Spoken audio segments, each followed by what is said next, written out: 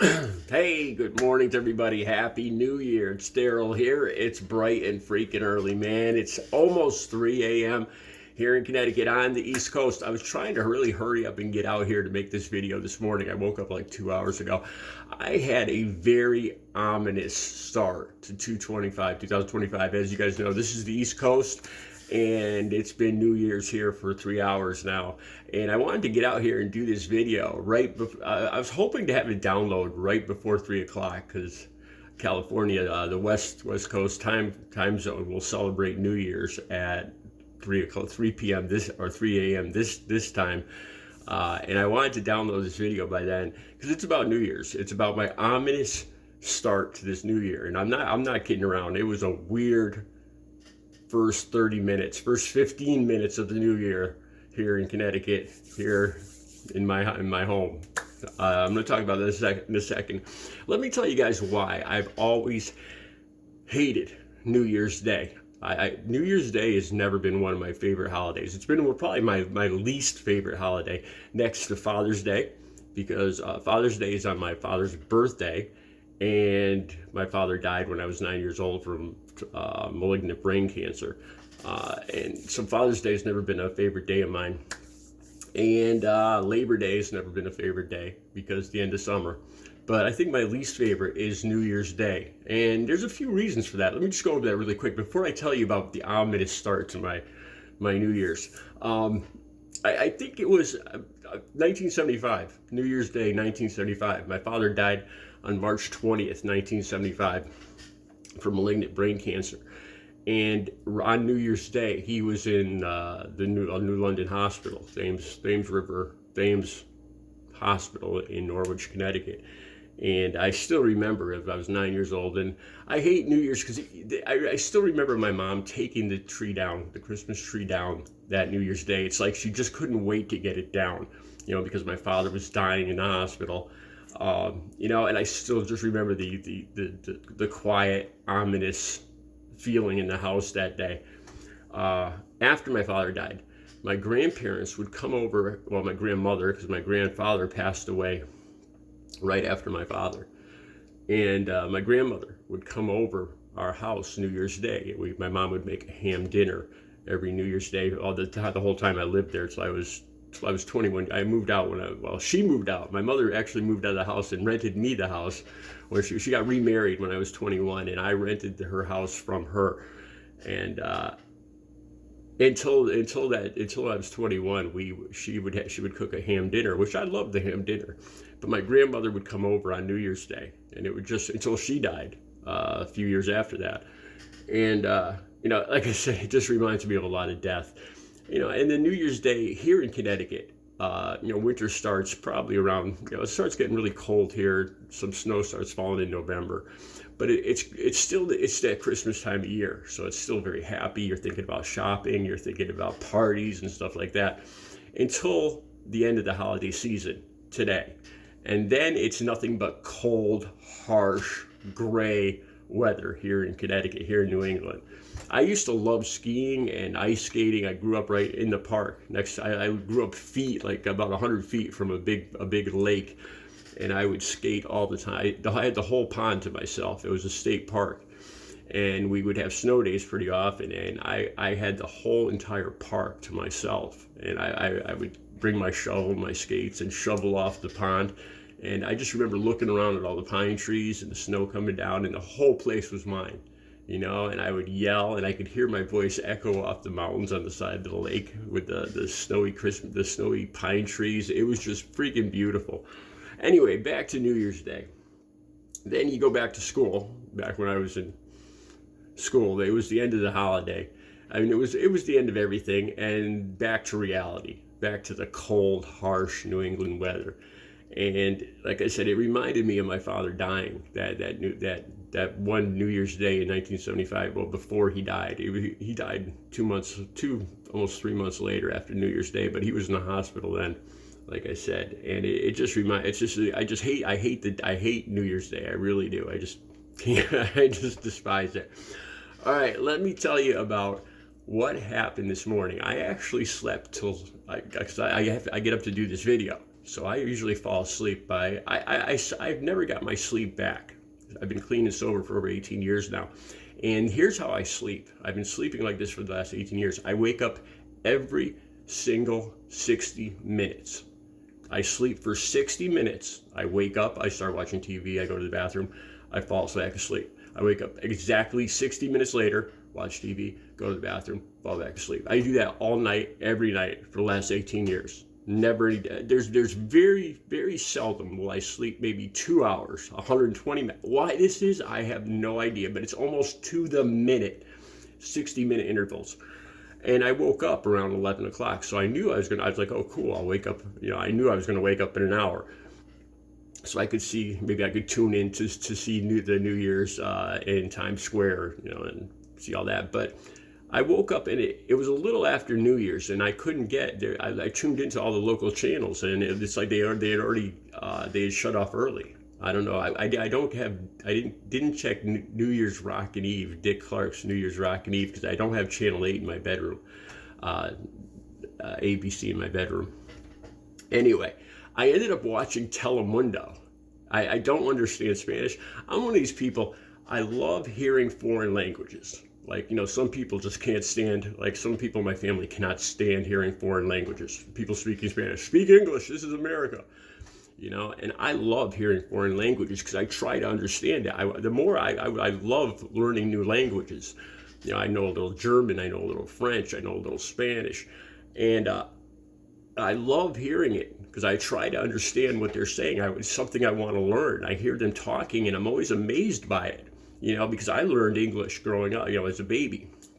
And it just really, it fascinates me that at that age when you're 1, 2, 3 years old and you hear this language being spoken in your home and you immediately adapt to that. Language has always amazed me. Anyway, I'm watching Telemundo and I watched that for a while this morning. The Billboard, the replay of the Billboard Music Awards in Spanish, the Spanish Billboard Music Awards was on. And I've never known any Spanish musical groups, so I was kind of interested in this. I actually ended up staying awake until I actually got up and started doing this video a little while ago. Okay, so right at 12:02 when I woke up, there was a huge storm here in the Northeast. Here, let me show you a picture of this. I took a picture of the radar. This is at 12:02. There was lightning. It's winter here, so you rarely have lightning and thunder. Here, let me turn the light off. Let me turn the camera lights off. Okay, maybe you can see this. I don't know. Here, let me turn this light off. Okay, I don't know if you guys can still see that. There it is. There's Connecticut. And this huge, massive storm moved through the New York City area right across my home. So there was all, at 12:02, there was all lightning. I thought it was fireworks because I live in the city now.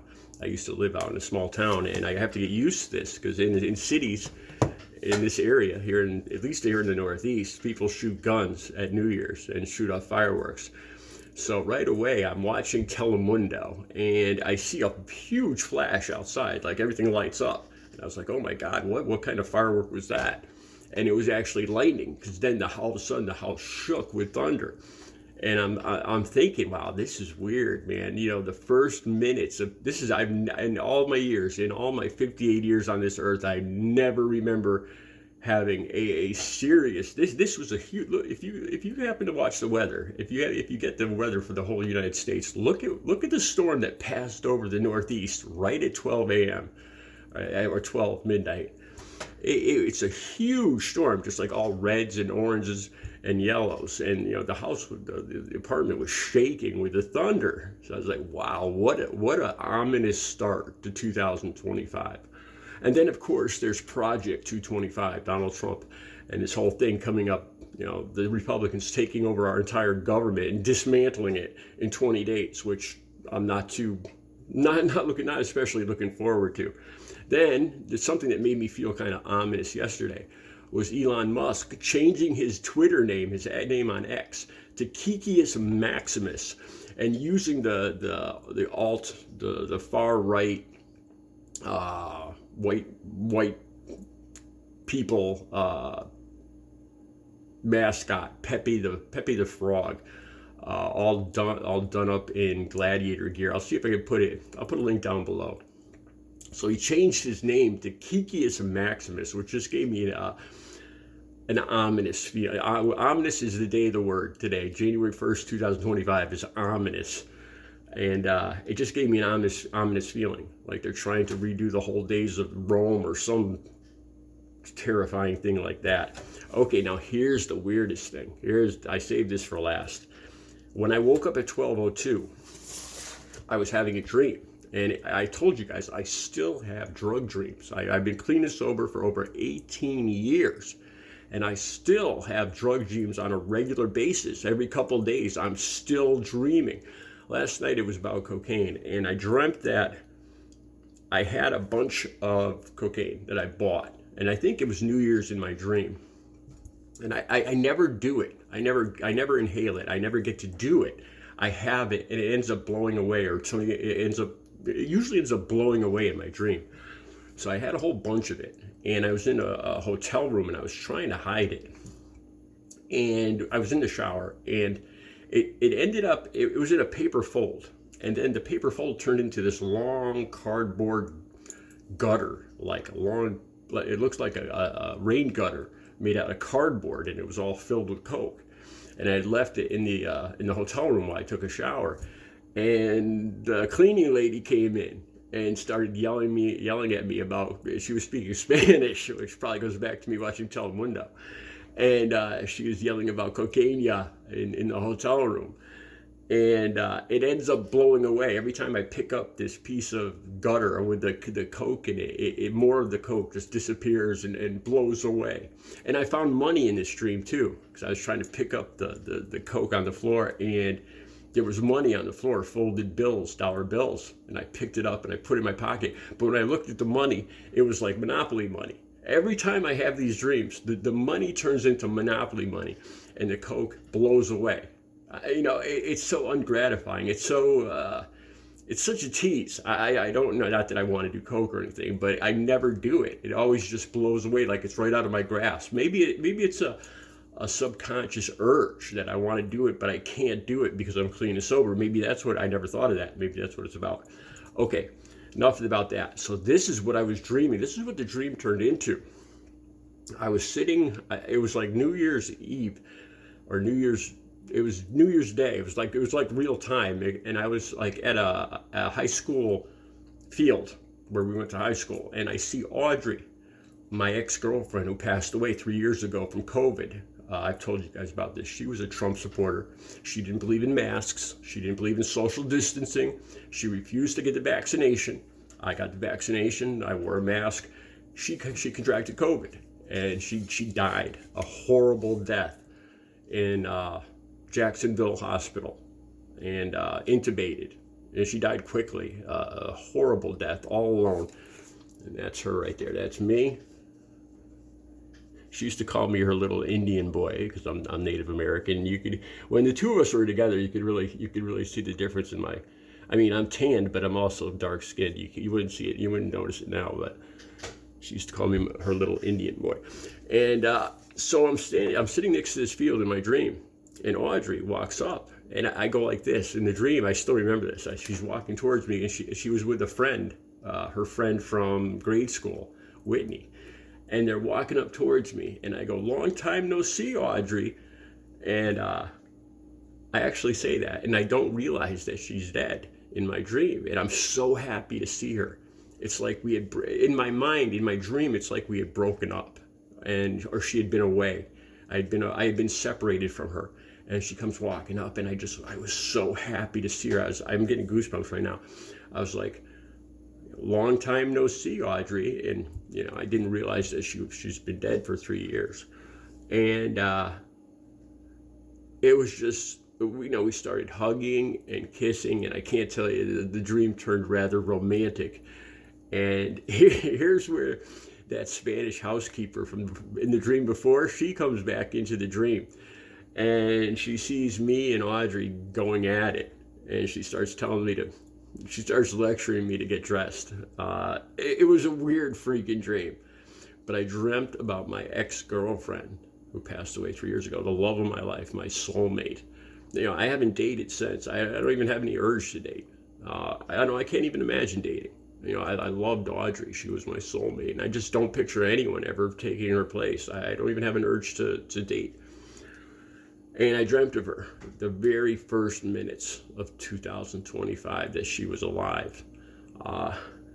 Kind of freaky, along with this storm raging in Connecticut.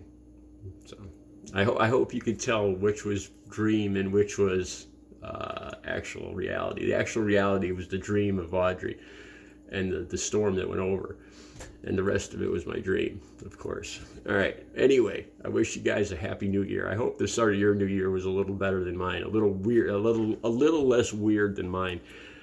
I'll be back later with another video. I want to do 2 videos today. Have a good New Year's Day.